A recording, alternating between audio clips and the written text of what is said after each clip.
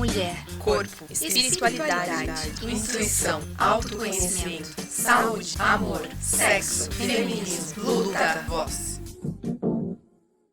Olá, amiguinhos e amiguinhas, começando mais um episódio do podcast do Podnistas. Se você está ouvindo no Spotify, por favor, segue a gente, dá uma força. Se você está assistindo no YouTube, também se inscreve, comenta. A gente quer que essa conversa de hoje, principalmente, vá longe. Hoje eu tô com uma convidada que vai trazer muita informação pra gente e vai ajudar a gente, quem sabe, mudar um pouquinho essa sociedade. Vamos tentar, né? A gente tem um pouquinho de esperança. Eu tô com a Fernanda Ueda. Fernanda, se apresente. O que você faz? Como que você quer mudar a sociedade? Nossa, pergunta difícil. Profunda, eu comecei profundo. Nossa, muito pesado, muito pesado. Boa tarde, meu nome é Fernanda Ueda. Sou uma mulher cisgênero, mestiça, branca com japa, lésbica, casada com uma pessoa maravilhosa, com uma mulher linda, com um filho de 1 ano, que é o cruzamento de um saci-pererê com uma mula sem cabeça, né? Estou tentando todas as técnicas possíveis, né? Talvez meditação, algo do gênero. Brincadeiras à parte, lógico. Eu sou delegada de polícia, professora universitária, já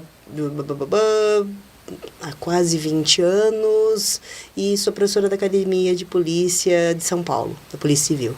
Tá vendo? Nem todo mundo que trabalha pra polícia é triste, é chateado.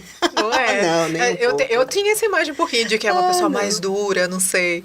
Não, eu faço o que eu gosto. Eu sou apaixonada desde o início por aquilo que faço, tanto na esfera educacional quanto de polícia judiciária, né? E tem uma sorte meio complicada, né? Tudo acontece. Eu trabalhei numa cidade que eu chamo de carinhosamente de Lost, né? Vocês conhecem o seriado? Então, sim. É por causa do seriado mesmo. Tudo acontece em Mairink. Então, eu já tive casos muito engraçados. Papai Noel rouba helicóptero, pessoas morrem fazendo bungee jump. Só teve 2 pessoas no Brasil que morreram. Uma delas foi Lost. Então, assim, me realizo como delegada e me realizo bastante como professora. E Mairink tem o quê? Quantos habitantes? Eu acho que deve ter uns 50 mil habitantes. É pequenininha a cidade. Eu estou encabeçando a campanha, né? Por favor, morra na sua cidade. Porque as pessoas gostam muito de ir para Mairink e falecer lá. Não. Cada um no seu cantinho, no seu quadrado. Por favor. Bom, vamos... A gente tem que ter essa leveza, porque a gente vai falar de um assunto triste e um pouquinho pesado. É complicado. A gente quer entender, na verdade, e ver como que tá isso na sociedade, como que talvez a gente pode mudar e ajudar.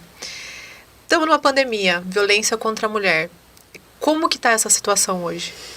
Então, meus caros, a violência de gênero é algo muito complexo, não é o único fator que incide na sua eclosão, muito pelo contrário, né? Nós temos questões psicológicas, circunstanciais, sociais, e uma pandemia, ela veio realmente para trazer mais uma questão que até então nunca se falou, né? Então, a gente tem que verificar que o isolamento social contribui para essa diminuição de circulação de pessoas e acaba acarretando em questões, né, como registro de ocorrência e outras coisas.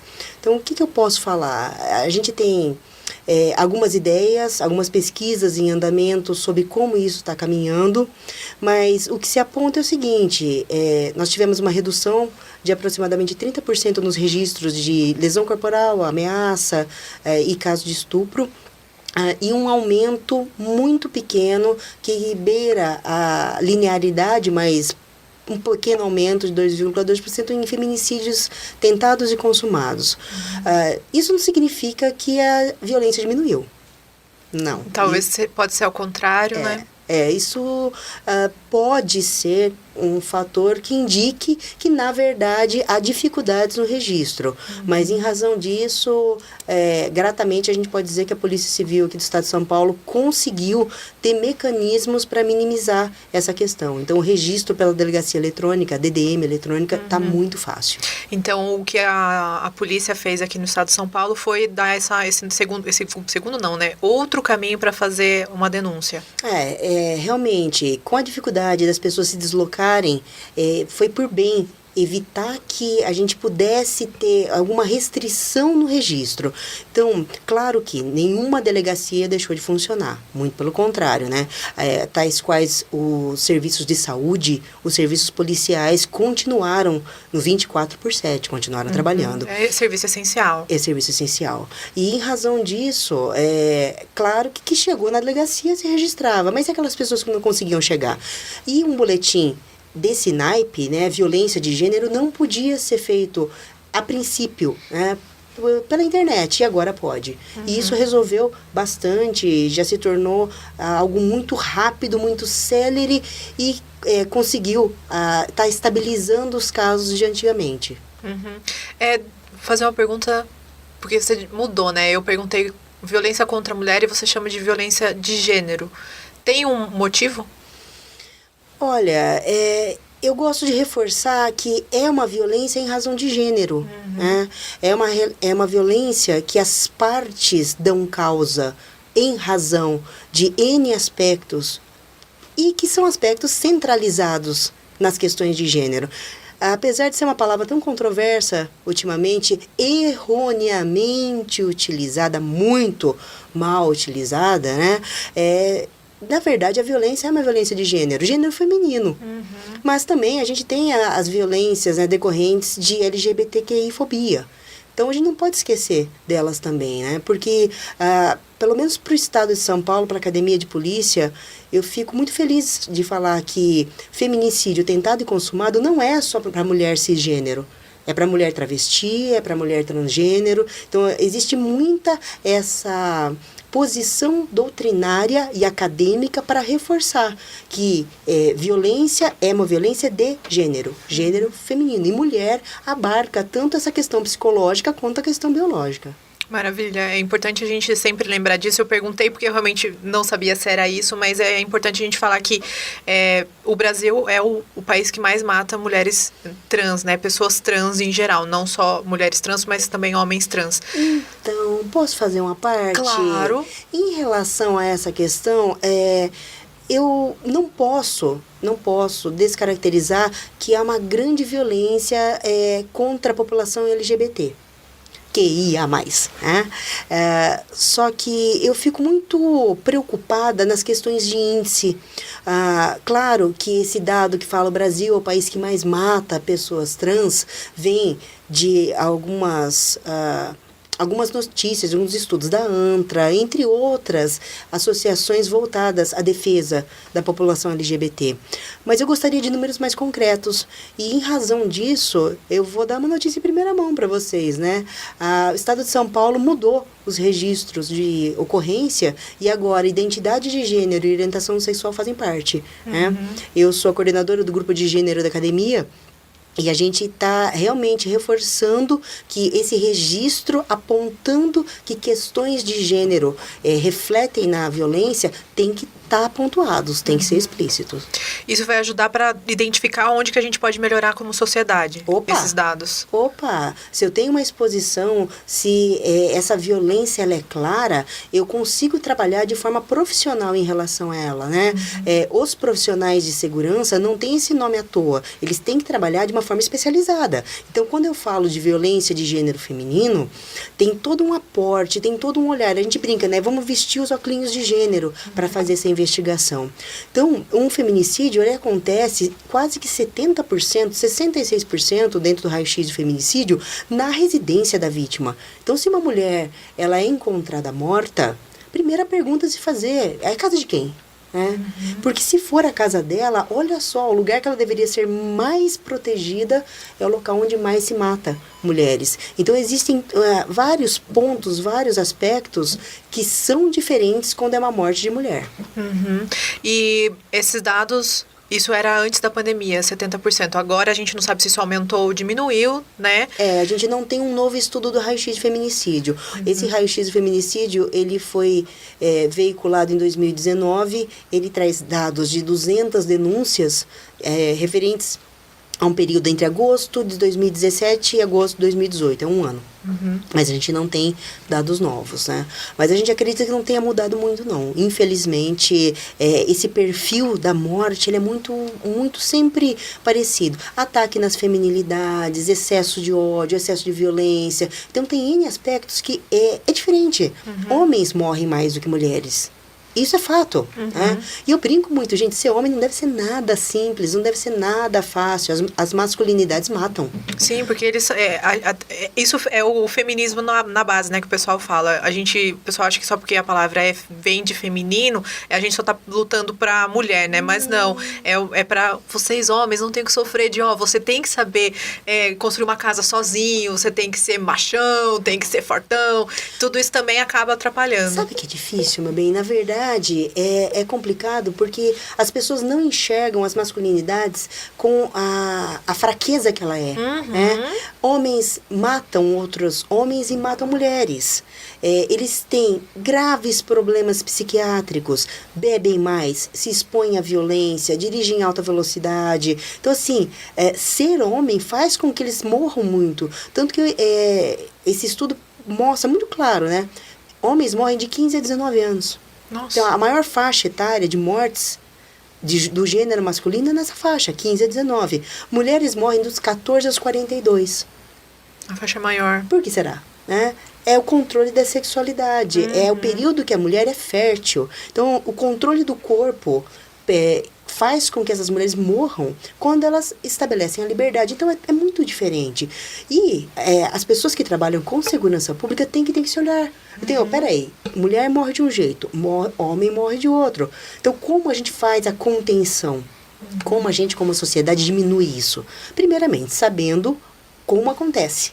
Daí eu consigo evitar. Entendendo o caminho da violência. Opa, matou charada. E antes da pandemia, né? Porque agora a pandemia, muitas coisas mudaram e a gente vai ter que se adaptar em todos os âmbitos.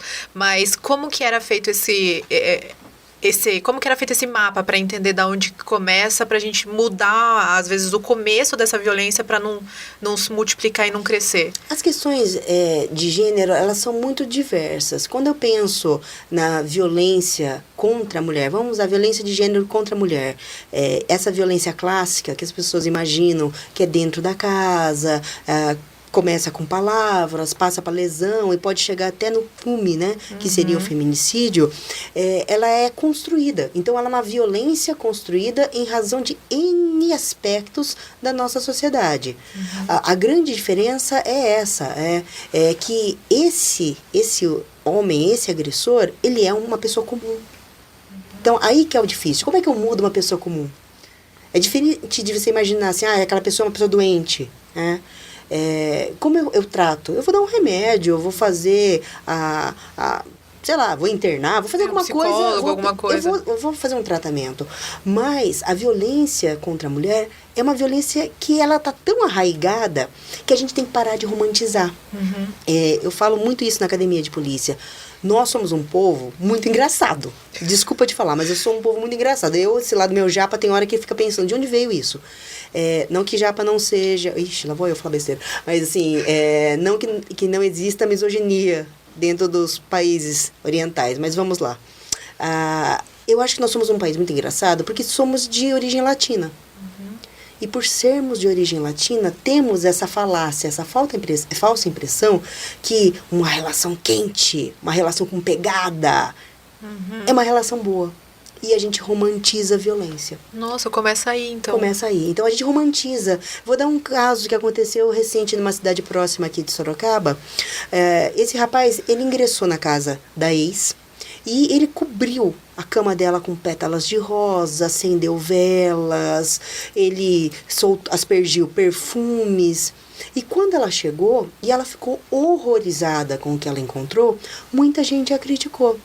E ela foi vítima de feminicídio 3 dias depois. Nossa. Ele invadiu a casa dela. Lógico, ele invadiu o espaço dela, transformou o espaço dela. Não era pra ser romântico. Não era pra ser romântico. Se é ex, não era nem pra estar ali. Isso. E muita gente achou bonito o que ele fez. Foi um gesto de carinho, foi um gesto de amor. Não, gente, não foi. Ele violou o domicílio dela. Ele entrou na casa dela. Então, assim, olha só como as pessoas têm essa ideia.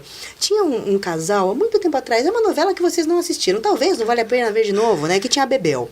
Vocês não sabem nem de que eu tô falando. Tinha a Bebel, que era a Camila Pitanga, e o Wagner Moura, que faziam um determinado empresário.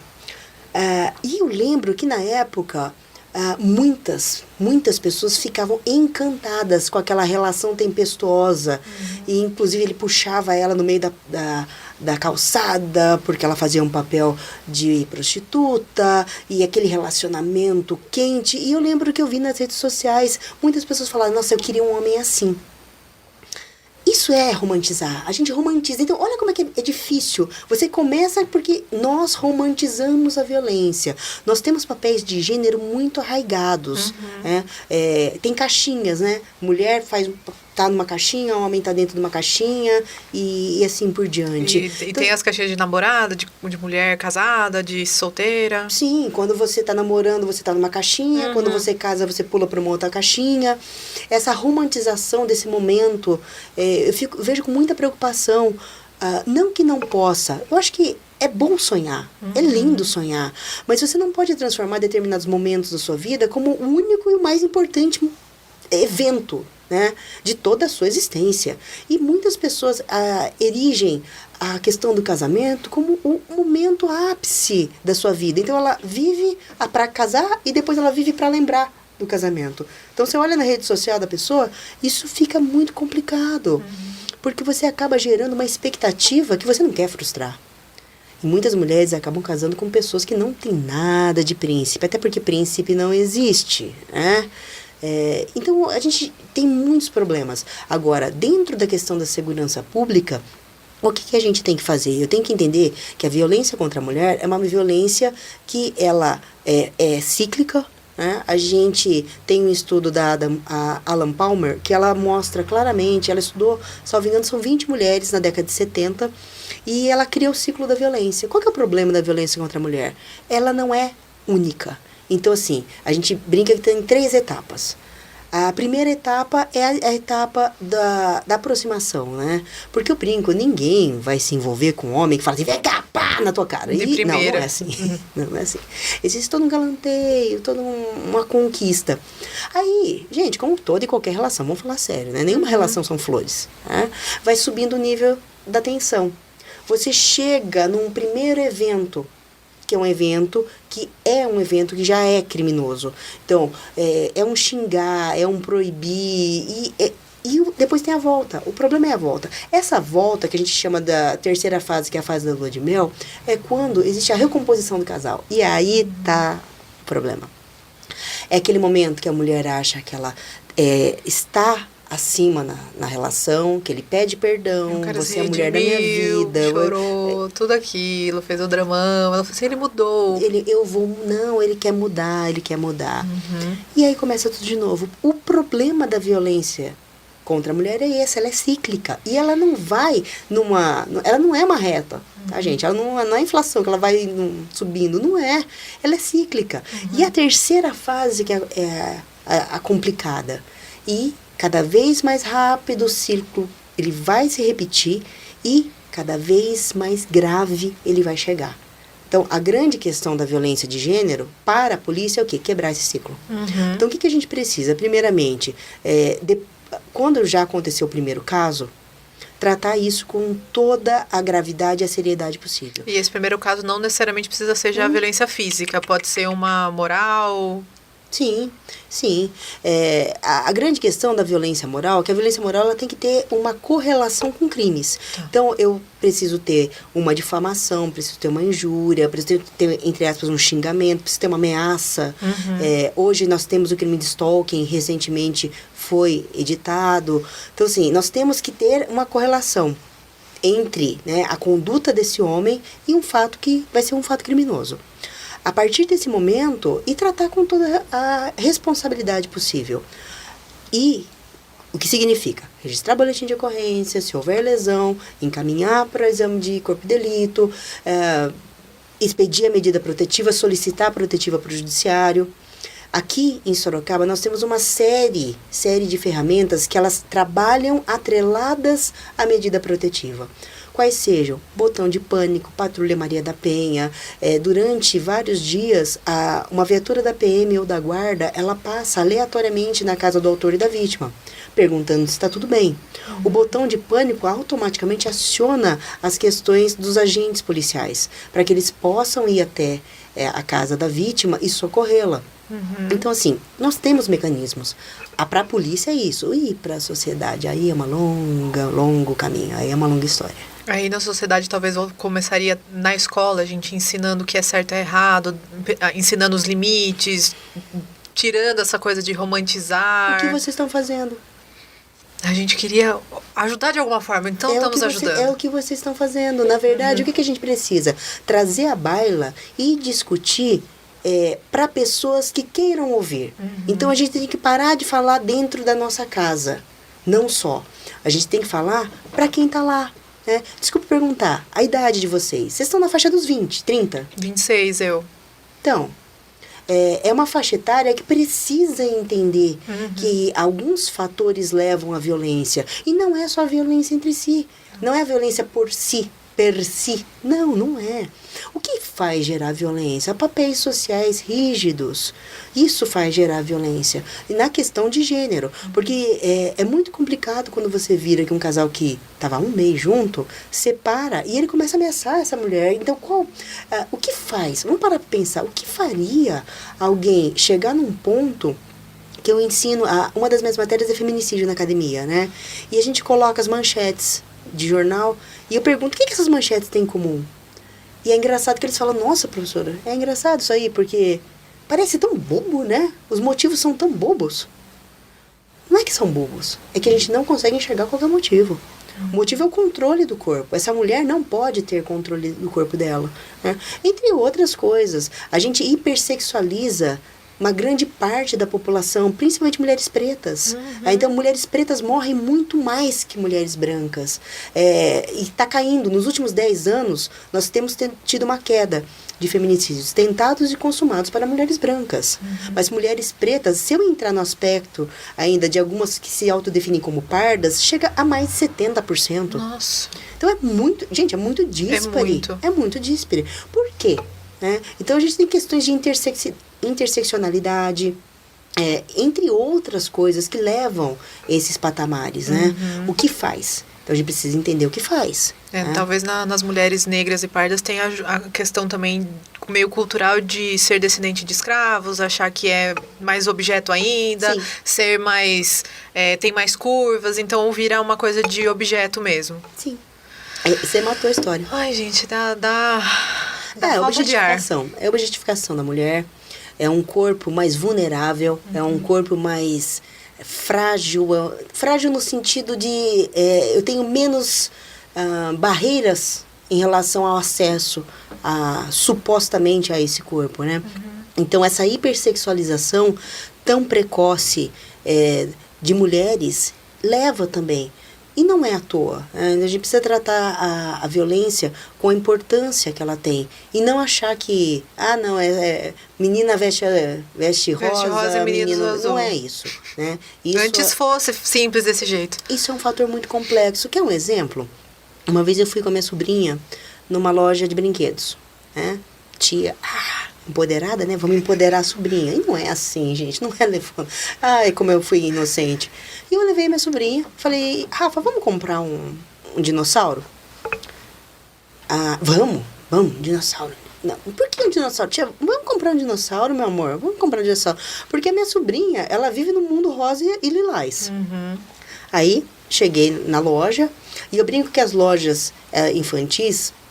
Muitas, né? Claro, não todas, mas muitas. Elas são divididas entre o mundo rosa e lilás e o mundo legal. Né? O mundo rosa e lilás, você pode ser um pônei. Né? Acho que é isso que eles acham que as meninas podem ser. E o mundo legal, você pode ser desde engenheiro, astronauta, super-herói, o incrível Hulk, você pode ser tudo. A possibilidade é maior. Nossa senhora, pode fazer muitas coisas. Aí paramos na frente da loja, eu falei, Rafa, vamos? Ela, não pode entrar aí, tia. Eu falei, por que você não pode entrar nesse corredor? Não, aí é de menino. Então, veja só, como uma criança de 5 anos, ela, subconscientemente, ela já tem uma trava. Sim. Ela não pode... Mas eu olhei pra cá e falei, quem disse que você não pode entrar aí? Claro que você pode entrar aí. Aí, beleza. Depois de muito, ela pediu um brinquedo de massinha. Eu comprei o raio do brinquedo de massinha pra ela. E dentro do carro, eu tinha umas réplicazinhas de plástico, que eu brinco que periga no máximo furar o olho da criança. Sabe aquelas de plástico que custa R$8, né, no centro da cidade? Se apertar, quebra. Não, custava R$8, tinha acho que uns 6. Ela olhou e falou, tia, o que é isso? Eu falei, é o brinquedo do Luca. Ela falou, dá pra mim? Eu falei, como assim? Você não queria o dinossauro? E mesmo assim eu comprei um dinossauro que praticamente, né, larguei meu salário lá, o dinossauro da pelúcia lindo, fala, levanta as patinhas, conversa com você, dorme de conchinha, te chama de meu bem, e você quer esse aqui que custa R$8, vem 6? Ela falou, Falei, tá aqui. Olha só, ela não conseguiu me pedir o que ela queria de verdade. Uhum. Então, isso é muito complexo, a gente tem que entender e o que vocês estão fazendo é imprescindível, porque as pessoas precisam entender que é muito antes do que se imagina. É entender que você pode ser quem você quer ser e o outro tem que respeitar você onde você estiver. Uhum. É muito complexo isso. Uma vez eu vi numa palestra que eu tinha uma palestra de cultura de estupro, e um aluno meu virou e falou o seguinte, Ueda, deixa eu te falar um negócio, irmã minha não vai sair com roupa curta, irmã minha não vai sair com decote, porque eu tenho que protegê-la. Eu falei, então, vamos senta aqui, deixa eu conversar com você, meu caro. Ela pediu sua proteção? Não, mas eu tenho que proteger porque eu sou o homem da casa. Eu falei, então, você pode ser um indivíduo do gênero masculino residindo naquele local. Há outras pessoas ali, né? E elas têm que ter voz. Sim. Se ela não quiser essa proteção, eu vou protegê-la. Eu falei, mas, então, vamos de novo, mais uma vez. Ela pediu a sua proteção? Ela quer a sua proteção? Se ela não quer, meu caro, não é você. A grande verdade é que a gente tem que parar de entender que mulheres são feitas de cristal, porque elas também não são. Uhum. Não são. Todo mundo aqui tem que ter liberdade. Com certeza. Enquanto você falava da sua sobrinha, eu imaginei aqueles encontros de família que a gente tem normalmente, que sempre tem essa comparação, né, de esse aqui é de menino, esse aqui é de menina, e que como desde pequeno, às vezes a gente, em vez de já falar assim, viu, não pode puxar a amiguinha desse jeito, né, a gente já fala assim, não, ele tá apaixonado, sabe, desde pequeno o que quer, gosta dessa fruta, né, essa coisa que a pessoa também não pode ser LGBT, né, tem isso também na família. Então, desde pequeno, parece que a gente cultua uma situação em que os meninos não vão saber se comunicar verbalmente, a não ser que seja através da força. Além disso, né, tem coisas que se faz e não se percebe, mas você vai criando. Eu brinco que eu falo que são camadinhas, né? Você vai pondo camadinhas de terra e construindo um ser humano. Quando você vira e fala assim, olha, meu filho é macho, meu filho tem meu filho, desculpa o termo, né? Meu filho é pintudo, meu filho isso, aquilo. A criança tá sem fralda correndo, que bonitinho o menino. E se for uma menina, não, pegue, olha, não pode, tadinha. Olha, então assim, você já começa muito cedo, muito prematuramente, demonstrar que algumas atitudes são permitidas e outras são proibidas, né? Conforme o gênero que você tem. E reforça coisas absurdas, né? Quando você falou assim, realmente, como se dar um carrinho para uma menina ou dar uma boneca para o menino fosse alterar a orientação sexual deles. E falo isso de carreira, gente, experiência própria, não é por causa disso que altera. É muito complexo a questão da sexualidade, para você achar que é um brinquedo que vai fazer essa diferença, né? A gente eu vi com muita tristeza quando a Sandy, né, sofreu tantas críticas na internet porque ela deu uma boneca pro filho dela, mas isso não vai mudar em nada a orientação sexual. E na verdade eu acho que, gente, vamos pensar num mundo abstrato. A gente quer que homens e mulheres casam e tenham filhos. Independente se vai ser homem com homem, mulher com mulher. Todo mundo vai ter que aprender a segurar um bebê. Por que você não pode dar uma boneca para um menino? Ele também vai ter que, se ele for pai, ele vai ter que cuidar de uma criança, vai ter que trocar fralda, vai ter que saber que se eu não alimentar, vai morrer. Tem que ter essas coisas. Então, mas é que isso que é engraçado. A gente não percebe que quando a gente reforça esses papéis de gênero, esses papéis sociais, a gente acaba criando e onerando determinadas categorias. A pandemia trouxe isso, né? As mulheres foram muito mais oneradas em relação à distribuição do tempo. Isso já era fato, né? O cuidado com o outro, o cuidado com a casa, o cuidado com os filhos, sempre, em tese, foi atribuído a um lado maternal. E, na verdade, não é. Existe uma pesquisa que eu usei na minha tese de doutorado, que ela foi encabeçada por uma antropóloga chamada Heidi. Elas fizeram uma revisão de mais de 5.000 pesquisas sobre gênero. Foi uma pesquisa monstruosa que ela realizou, que eram 8 centros de pesquisa ao longo do mundo, para vocês terem uma ideia, mais de 1 milhão de pessoas pesquisadas que reviram outras pesquisas. Chegou-se à conclusão que as diferenças de gênero praticamente não existem. Elas não existem. Em relação ao gênero masculino, eles ganham um pouco, mas é um pouco, em força e coordenação. E as mulheres ganham em capacidade de abstração e resolução de problemas. Tá. Então, não há diferenças que sustentem muitas coisas que nós ouvimos em relação a testosterona. É o que se imagina agora, né? De que o homem tem que ser ou protetor ou mais forte, essas coisas, né? Não se sustenta. Não se sustenta. Então, eu vejo com muita cautela, e eu adoro dar aula de feminicídio por causa disso. Você ouve todas as coisas mais absurdas da face da Terra para sustentar teorias que não existem. Né? A grande verdade é, mas sempre foi assim. Eu falei, sempre foi assim sob a sua visão. A grande verdade é que esses papéis, né, bilaterais de gênero que a gente observa, né, heteronormativos, eles são construções muito mais recentes do que se imaginam. São de 5.000 anos para cá. São em razão das religiões monoteístas. Se você fizer um estudo sobre gênero aprofundado, aqui, né, nas Américas, nós tínhamos 5 gêneros. Isso de uma forma muito tranquila, muito comum. Eu vi um vídeo hoje disso. Verdade. Vi um vídeo hoje da... Ai, meu Deus, como que chama? A drag que eu amo, do Tempero Drag. A Rita Von Hunt, que ela falou que os povos que moravam aqui antes da Europa vir, né? Eles tinham, no mínimo, era dividido em 3 gêneros, que era a mulher, o homem e tudo que ficava no meio. A pessoa que se identificava mais para um ou para o outro, mas ficava no meio. Isso. Na verdade,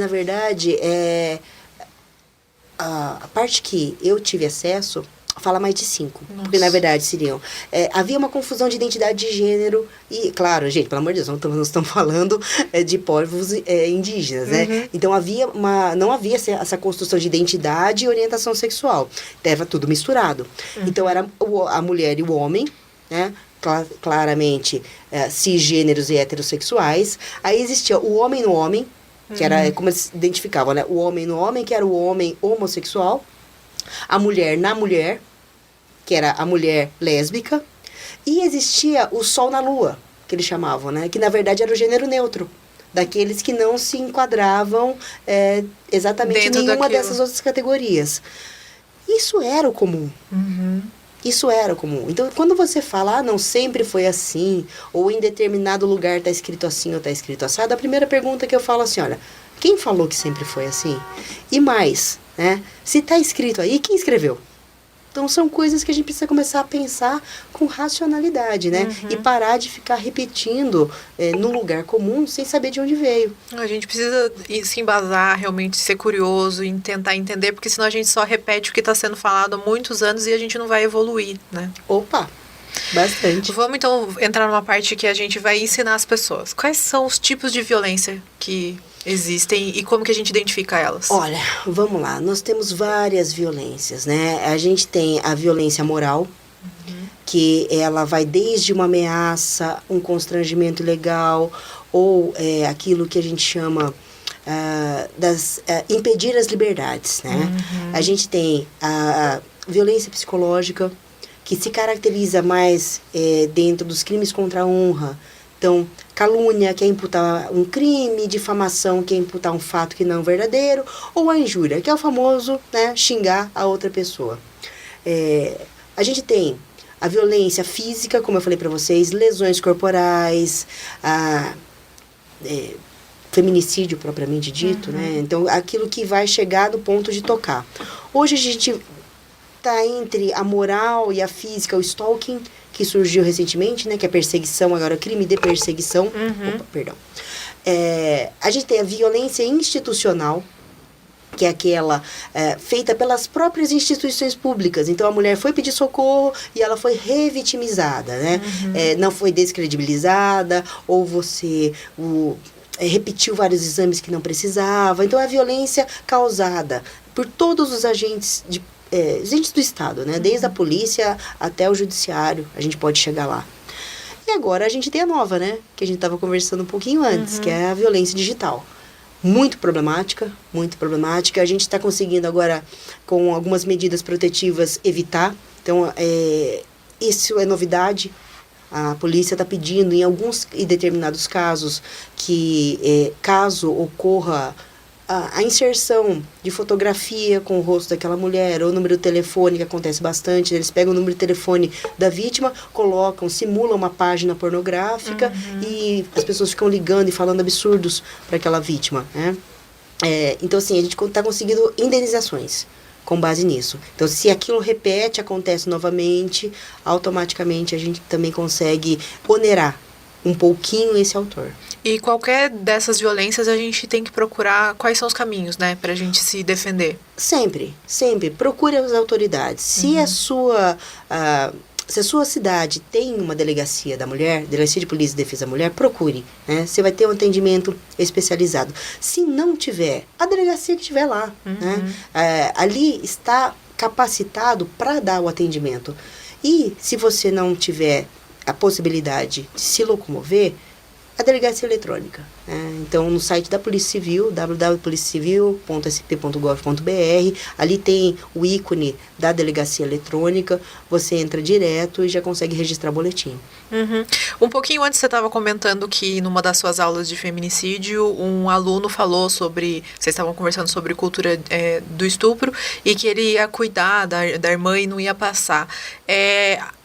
Grande parte dos seus alunos acreditam que não existe essa cultura do estupro?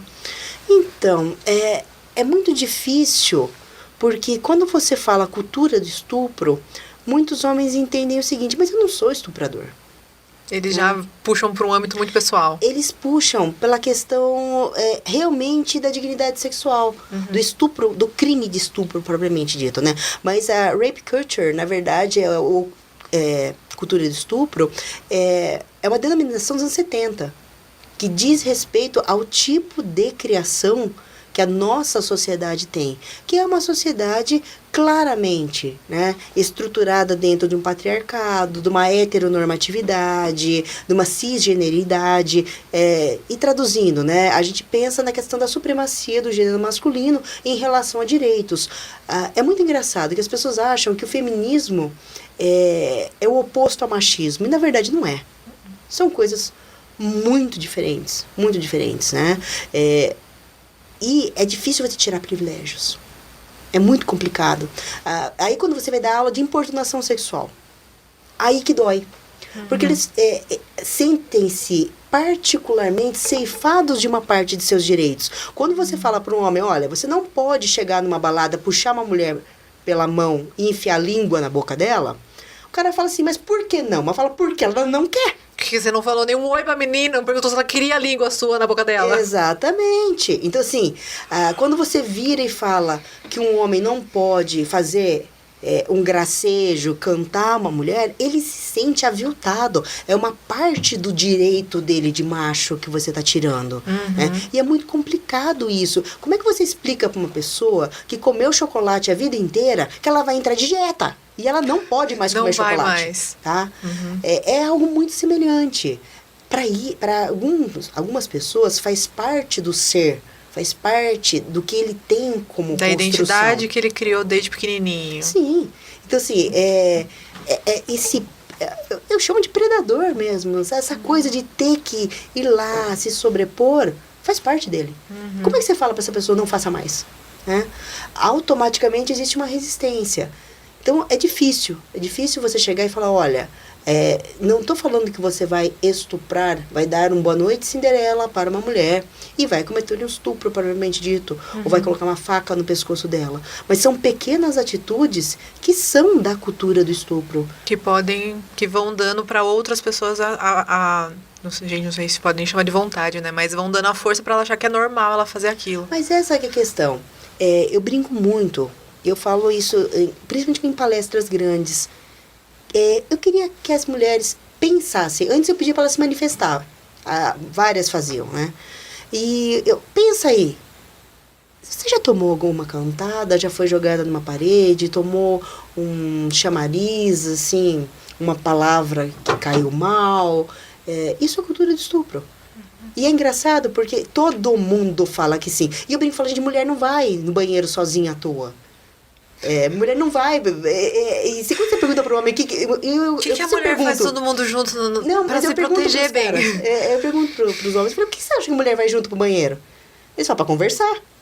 Eu falei, não, ninguém conversa. Não, você sai da porta do banheiro, você não tá com alguém já te puxa ali, você nem vê, você não dá tempo nem de você gritar pros seus amigos, falar, viu, aconteceu um negócio aqui. Exatamente. Então, assim, outra coisa que eu falo muito para eles, falei, qual de vocês desce num ponto de ônibus e dá uma varredura do que tem antes de sair andando? Nossa. Porque a gente faz isso, é inconsciente. Se tem um boteco ou se tem uma balada, pode ser uma balada que você até queria entrar, mas você olha, só tem homem. Você não entra. Bar, passar na frente de bar, atravessa a rua. É engraçado que até as pessoas falam, ai, nossa, Bruno, eu te encontrei no centro da cidade, você tava andando com o cara fechado, você não olha nem pro lado. Lógico que não, você olha pro lado, vou mexer comigo, ficar andando com um sorrisinho na cara. É engraçado como as pessoas acham. Quer um exemplo de cultura do estupro que a maior parte dos homens nem repara? Veja no metrô. Como o homem está sentado. O homem senta e parece que eles têm... Acho que no mínimo eles estão parindo uma criança, né? Porque a perna vai cada uma para um lado, que eles ocupam 3 assentos, né? A mulher senta... Pequenininha. E fica no seu lugar. Por que eles acham ser no direito? Gente, desculpa, você não tem elefantia se pro seu saco ser tão grande você tem que estar sentado desse jeito. Durmam com essa. Só durmam com essa. É verdade, gente. Eu queria entender...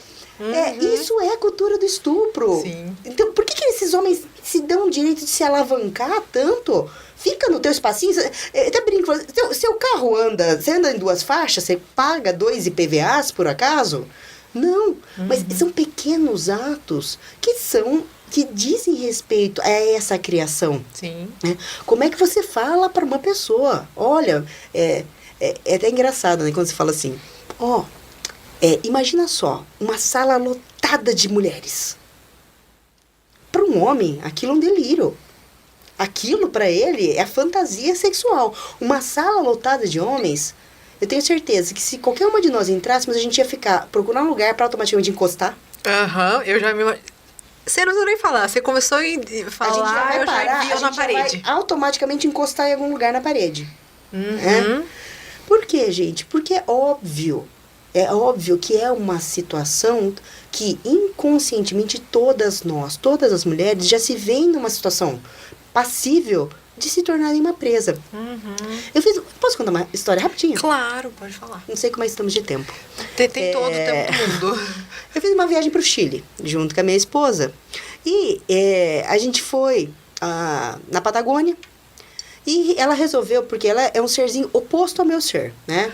Eu sou um serzinho nerd, como vocês estão vendo, né? Carinha, bolinha, né? Eu sou nerdinha. E ela, apesar de ter feito filosofia, direito, ter tido uma vida extremamente intelectualizada, hoje ela resolveu que ela vai escalar o Everest, né? Então, mega power atleta. Nossa.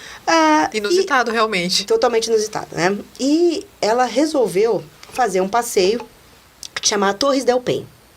Você vai subir até a base de um local lá, que por sinal, né, tava nevando. Nevando não tava, mas tava muito frio. Não sei por que nenhuma das agências turísticas resolveu fazer passeio, só uma. Uma louca que tava eu, ela, um casal americano e um chinês doido. Não dava a saber qual dos 5 tinha menos neurônios. Fomos, né? E sabe a música? A Dona Aranha subiu pela parede, Sim. veio a chuva forte e a derrubou. Era assim que eu me sentia, porque a gente subia 10, descia 7. Subia 10, descia 7, porque tava pura lama. Nossa senhora, e frio. Frio. Você olhava o guia lá em cima, Miguel, né? Toin, a Joy grudada nele, eu no meio do caminho. O casal americano, que era uma japonesa, que ela virou uma trufa de tanto que ela caiu, né? Ela foi coberta com várias camadas, não de chocolate, mas de lama. Nossa. E o chinês que só ria lá do fundo. Beleza. Subimos, chegou uma hora, assistimos o pôr do sol lindo, 10 horas da manhã, né? Pôr do sol, nascer do sol, 10 horas da manhã. 10 horas. Pra você imaginar como é que tava frio o negócio. Aí, eu olhei, meu coração começou. Falei, nossa senhora, tô emocionada, né? Sou bonita, tô emocionada. Aí começamos a andar numa trilha que era uma pirambeira aqui, encostada na parede, e de repente a gente ia fazer a curva na montanha. Então tinha pirambeira na frente, pirambeira do lado. Eu tive uma crise de pânico. Porque eu tive um acidente com 12 anos, que eu fiquei presa, assim, e voltou até tudo. demorou o pânico, assim, porque sim, frio, não. lama. Não, foi pânico. Aí, Nossa. tá bom, ok. Descemos. Aí a Joy ao meu lado. Eu encostando, ralei toda a parte do braço, né? Porque eu fui encostando na montanha para descer.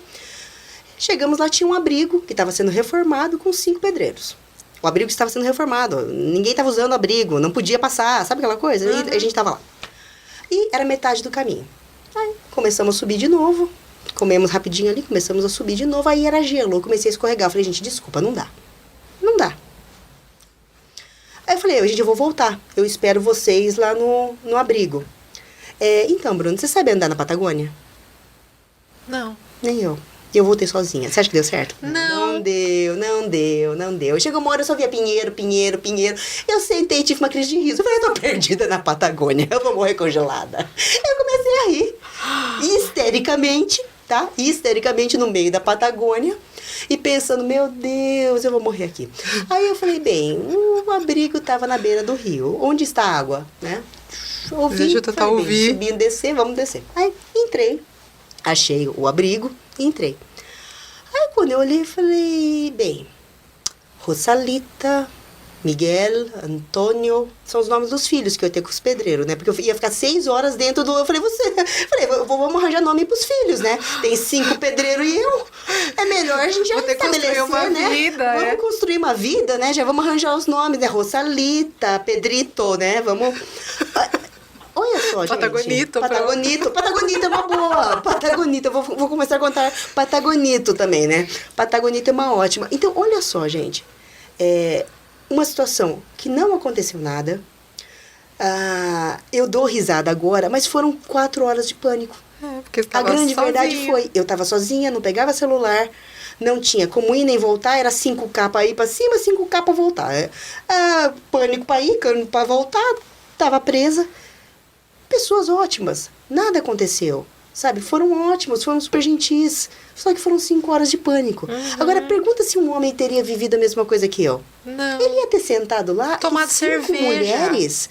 Nossa, ele já ia achar que, no mínimo, uma amiguinha de todos ele ia ficar. Eu já sentei, e o máximo que eu tinha os meus bastãozinhos de esqui, né?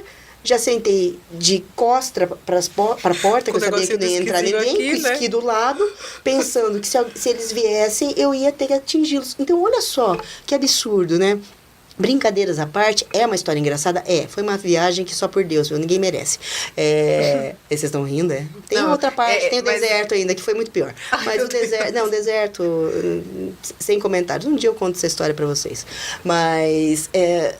E é uma história que, se parar pra pensar, tem um conteúdo centrado em gênero. Lógico que tem. É aquela coisa de que nós mulheres descemos do ônibus, vamos olhar em tudo, que nem você falou. Sim. A gente tem isso enraizado mesmo. Acho que eu não lembro de ter alguém me ensinado, mas eu lembro que minha mãe sempre falou, na rua você anda rápido pra você chegar rápido na sua casa. Sim. Então, sempre tem isso na cabeça e acaba se protegendo. O nosso jeito de se proteger é pensar em todas as possibilidades de que algo ruim pode acontecer. E sabe o que é triste, Bruna? Porque quando a gente faz isso, a gente acaba se culpando se alguma coisa de ruim acontece. E não é culpa. Não é nossa culpa, né? Nossa equipe quer participar. A produção.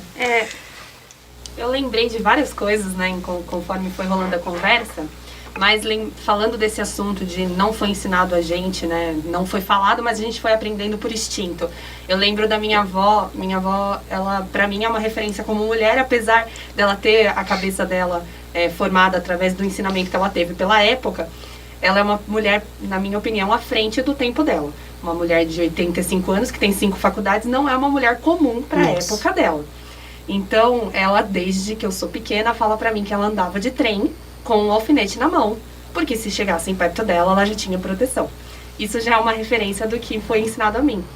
Mas é muito engraçado que eu fui lembrando, conforme a conversa rolou, de que quando eu tive meu primeiro emprego, eu era a única mulher da empresa. E a minha postura como mulher mudou muito. As pessoas que me conheceram antes... Deixa eu sentar que tá ruim. As pessoas que me conheceram antes do meu trabalho e depois do meu trabalho identificam essa mudança. E eu mudei minha postura para conseguir me adequar a esse trabalho. Justamente porque as pessoas que eu trabalhava eram homens mais velhos. Então eu sentia essa necessidade de mudar minha postura. E por eles serem casados e eu escutar muito a conversa deles em relação ao que eles viviam em casa... Eu decidi mudar a minha postura, do jeito de conversar, do jeito de me vestir. E por muitas vezes eu fui criticada por essa postura, por ser mais mal-humorada, por fechar mais minha cara. E eu sou uma pessoa extremamente dada, vamos falar assim, porque eu sou muito simpática, eu gosto de conversar com todo mundo. E isso foi fechando, foi me retraindo, porque eu tive que mudar minha postura. Então é muito louco como as coisas naturalmente vão nos acostumando e nos deixando mais arredias e mais presas numa realidade que a gente nunca se imaginou. Eu sou a primeira a levantar a mão para tentar defender uma pessoa e na minha posição eu não consegui me defender, vamos falar dessa forma. Mas o ponto que eu queria chegar se escuta muito que os homens eles são ensinados, né, a ter uma postura de provedor, de líder da casa, líder da família, no trabalho eles têm que ser o melhor, enfim. Você acha que essa pressão em cima dos homens, ela existe? E porque ela existe, ela impacta diretamente no machismo e no patriarcado, enfim, na realidade que as mulheres vivem hoje? Sim, ela existe. Ela existe. Lamentavelmente, essa pressão existe. É muito complicado porque se exigem determinados padrões de comportamento masculinos que são comportamentos tidos como agressivos. Então, isso gera uma série de questões psicológicas. Quando um homem demonstra fragilidade, ele é criticado até por mulheres. Sim. E isso é muito triste, é muito complicado. Existem alguns programas que buscam minimizar a violência contra a mulher. Um deles é o Agora e o João. Ele foi feito por ela, mas ele foi encabeçado em Cotia. E um dos participantes, uma vez ele falou, eu perdi a criação dos meus filhos, eu perdi a minha esposa. Ele falou assim, eu não conheço quem eu pus no mundo, porque eu não pude me abrir. Então, assim, ele começa a chorar quando ele comenta as coisas. Porque, o homem não pode demonstrar afeto. Ele não pode externar nada que tenha, sim, um pingo de fragilidade. E aí que está a questão. Quando você exige que eu não tenha saídas, você encapsula. Panela de pressão, né? Vai ficando, uma panela de pressão. Até que estoura. Então, assim, ele tem que ser o provedor, ele tem que ser isso. Mas ele não tem que ser. Muitas vezes, ele tem uma personalidade muito mais próxima ao cuidado dos filhos, ao cuidado do outro. Isso não faz dele nada menos homem. Isso que é muito complicado, né? E outra coisa, a gente tem que entender que esse papel criado, né, para o gênero masculino, é um papel construído que demanda muito esforço. E não é um esforço bom. Né? Essa pessoa vai ficar realmente emparedada, sem saída, né? E é muito triste. Impacta muito na violência. Porque ele se vê numa posição de, não, eu preciso fazer. eu preciso ter, eu preciso ser, né? E não necessariamente ele é. Você pode reparar que eu brinco que eu gosto muito de perceber a linguagem corporal. E homens juntos, eles são soltos. Se chega alguma mulher, pode reparar, eu brinco que eu falo assim, eles estão brincando, eles estão não sei o quê, chegou alguma mulher, por quê? Então, por que eles podem ser mais soltos entre eles e se chegar uma mulher, a coisa muda de figura? Isso é engraçado. Em alguns encontros que eu tenho com os amigos do meu marido, eu escuto várias vezes eles falarem assim pra mim, eu não vou falar o que eu pensei porque você tá aqui, mas então, e começa a falar de uma forma mais tranquila, sabe? Aí eu fico, não, fala o que você ia falar, qual o problema? Viu? Eu moro com meu marido, convivo com meu marido conversa comigo. Sim. Ele, não, eu não vou falar na sua frente por respeito a você. Qual é a teoria? Tá, e você dá vontade de falar assim, tá, mas o meu marido então você desrespeita? Porque se você falaria diferente pra mim, tá falando de um jeito mais ameno, quem que você tá desrespeitando? Você tá desrespeitando a ele? Por quê? É isso que eu não consigo compreender. Em respeito a você, eu não vou falar. A grande questão é que, quando ele fala em respeito a você, eu não vou falar, é porque ele está desrespeitando na cabeça dele alguma mulher. Essa que é a grande verdade. E se ele sabe que ele está desrespeitando, então por que ele vai falar? Porque a gente imputa atributos. Não vou chamar aquela mulher de gostosa, de piranha, de vagabunda. São palavras. Essa que é a questão. Desculpa até, eu tenho muita facilidade de falar palavrão. Adoro. Fique em paz, pode falar. Então, assim, eu acho libertário até. A grande questão são palavras, mas essas palavras têm dentro delas um grande conceito, né? Carregam um estigma. Exatamente. Tá, se você tá falando e você sabe que tá errado, por que você tá falando? Então, olha, é tão complexo. É uma coisa de que cada um vai ter que fazer um trabalho de casa um pouquinho sozinho para analisar, né? O que eu tô fazendo todo dia que parece natural, mas não deveria acontecer, né? Se eu saio na rua, tô dentro do carro, eu viro o corpo inteiro para ver uma mulher passar, tá certo isso? Né? Não tá certo. Além de você estar atrapalhando provavelmente a mulher, você pode causar um acidente de trânsito, você pode fazer várias outras coisas. Isso então, é uma coisa que eu sempre me pergunto. Qual direito você tem de virar o corpo para olhar meu traseiro? Tem uma coisa que eu acho muito engraçado. Tem um vídeo que me mandaram esses dias. Então, a moça tá andando de bicicleta, um cara vem e dá um tapa. Ela tá andando de bicicleta. Ele passa e coloca a mão na bunda dela. Ela pega e arremessa a bicicleta no carro dele. E ele desce muito bravo. Mas eu falei, gente, são dois bens jurídicos. Um é o patrimônio, a outra é a incolumidade física. Você violou o meu. Por que eu não posso violar o seu? A grande verdade é que ele ter o patrimônio, o carro arranhado, nossa, que absurdo, violou meu patrimônio. Tá, mas e meu corpo? O que te deu direito de E é muito triste, porque se você falar com as mulheres, foi o que eu comentei com vocês há pouco. Todas nós já tivemos algum tipo de violação. Todas, sem exceção. Quer seja desse olhar que virou e quase derrubou o corpo, até alguém que cometeu um crime de estupro propriamente dito. Numa balada, dificilmente alguma mulher escapou de ser prensada na parede e uma língua voadora surgir do nada. É verdade, gente. É muito difícil. Você vai contar nos dedos quem não sofreu isso em algum lugar. Né? Tá, e quem te deu o direito de fazer? Essa que é a pergunta. Por que você acha que você tem direito a fazer isso? Por que você acha que você tem direito de falar do meu corpo? É muito engraçado. Políticos, eles são ofendidos por aquilo que eles pensam. Se é uma política, ela vai ser ofendida pelo corpo. Ela é mal amada, ela é feia, ela é isso, ela é aquilo. É sempre a sexualidade. Sim. Ou até mesmo a maternidade, né? Que algumas vão com os bebês trabalhar, estão amamentando e as pessoas ainda falam. Não, é muito complexo. Há pouquíssimo a gente sofreu isso daí. Porque cada vez que a Joyce ia amamentar, sempre tinha um par de olhos que achava que tinha direito de olhar o seio, né? E eu tenho vontade minha vontade era cutucar e falar, então, sabe que você também tem peito. Teta você também tem. A única diferença é o tamanho, meu caro, mas bico você também tem. Então, assim, que tanto isso Isso realmente até me causa uma certa estranheza. Por que essa fixação em seios?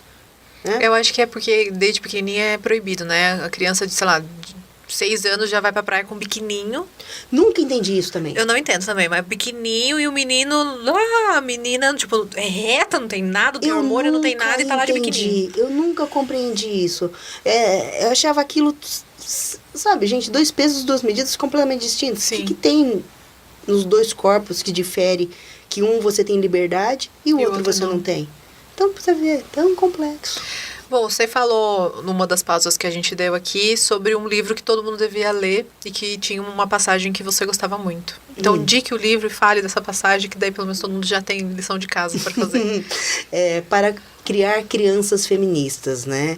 É de uma angolano-americana, Chimamanda Ngozi Adichie. É um livro curtinho, maravilhoso, rápido de ler, mas fala assim, numa linguagem extremamente acessível, como nós criamos crianças de forma errada, né? E como criar crianças para um mundo melhor. A grande verdade é crianças feministas, não mulheres, não homens, não a gênero, crianças Todos. feministas, todo mundo.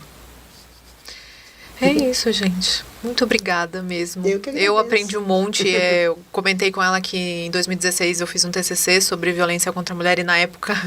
É engraçado que na época eu tinha um comportamento de aversão aos homens, depois de ter feito todas as pesquisas, que era uma coisa mesmo de tipo, meu Deus, as possibilidades que podem existir, as coisas que a gente tem que lutar contra, então qualquer homem que vinha perto de mim, eu normalmente era muito grossa.